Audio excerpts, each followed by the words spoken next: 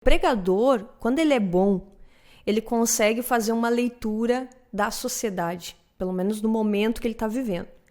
E ele sempre vai tentar trazer uma pregação atualizada para aquela sociedade e alinhada àquele público.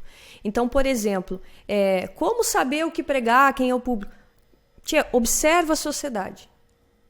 Qual é o momento que a sociedade está vivendo?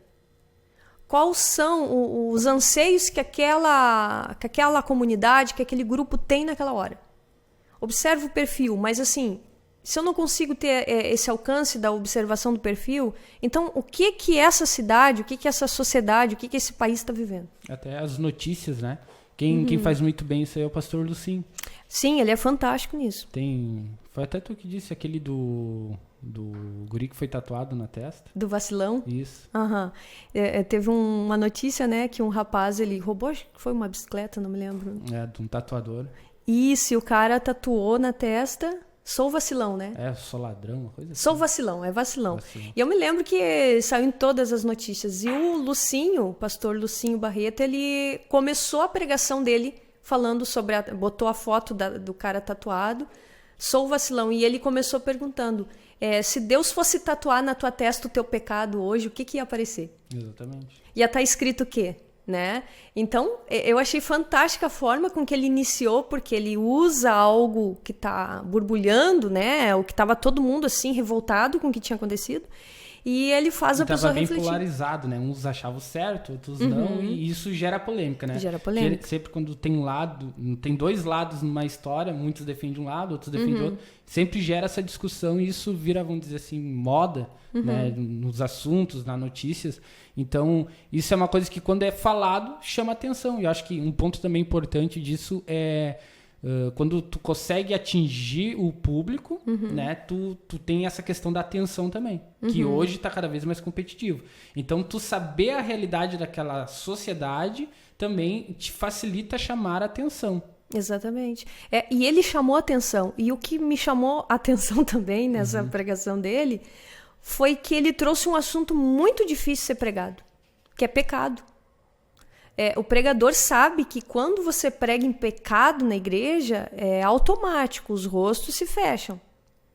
Porque as pessoas ficam refletindo muito no que tu está dizendo. Não é porque não estão gostando. Sim, não, sim. Não necessariamente. Elas estão pensando no que tu está dizendo. E a palavra pecado é uma coisa que te dá vergonha, que te faz pensar, que faz tu olhar para dentro de ti, né? E ele trouxe esse assunto muito difícil de ser pregado, mas ele fez de um jeito que teve uma acessibilidade maior, né? Exatamente. Mas qual foi a sacada dele? Ver o que estava acontecendo no momento, onde que estava a atenção das pessoas e trouxe um assunto bíblico, né? Que tinha uma vertente, algo verdadeiro. E difícil de pregar. E aproveitou a situação e, vamos dizer assim, empacotou a pregação nesse formato onde que estava a atenção das pessoas. Exatamente. Ele conseguiu formatar um assunto difícil, né? Que é pecado, é um assunto difícil de pregar, dentro de uma forma de apresentar isso que as pessoas aceitaram aquela exortação. Sim. Esse exemplo está mais ligado à atenção da pessoa, né? Mas tem um exemplo mais prático também, que é um momento assim, onde que as pessoas estão vivendo. Né? Por exemplo, aí estava atenção, mas tem o meu dia a dia. Né? O que dessa história aí do Lucinho, né? Dessa pregação, não estava no meu dia a dia. O que estava no meu dia a dia era lá no Facebook, Instagram, nas redes sociais, até notícias, né? Falando sobre esse assunto e eu tinha a minha opinião sobre isso, então me chamou a atenção. Mas tem a minha vida no dia a dia também, né? Que é talvez a minha vida financeira, a minha vida sentimental, a minha vida com a família. Isso também é algo que chama a atenção das pessoas e que também facilita o pregador, né? Se ele conhece esse cenário, a pregação, né? Justamente. Esse exemplo do pastor Lucinho foi uma notícia. Sim. Que ele se apropriou do momento, né? Uma notícia. Que nem Pedro, né? O que Pedro fez quando deu lá o Pentecostes? Ele para tudo e diz, olha, o que vocês estão vendo não é bem assim, eles não estão embriagados. Eles estão cheios do espírito. Então ele usa a notícia do momento, que era todo mundo ali reunido na cidade em função da festa do Pentecostes, vê um monte de gente lá falando em línguas e sendo batizado, e ele diz, não tem ninguém bêbado aqui, eles estão cheios do espírito. Então ele se apropria da notícia e fala.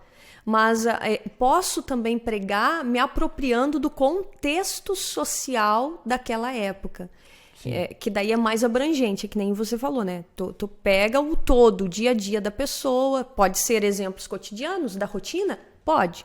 Mas eu também posso me apropriar do cenário socioeconômico daquele lugar, por exemplo. Sim. Dá para fazer isso. No caso, o exemplo do pastor Lucinho ajuda muito na introdução da pregação, que é quando tu faz a captação da atenção do povo. A captação, E é quando a gente olha o cenário social, que é o dia a dia da pessoa, isso nos ajuda lá na aplicabilidade da pregação. Exatamente. Porque daí tu faz uma pregação mais realista, né, para aquele cenário. Exatamente. E tu te apropriar do contexto social, ele te dá uma boa bagagem para apresentar a palavra de uma forma mais eficaz. Ele faz isso, né?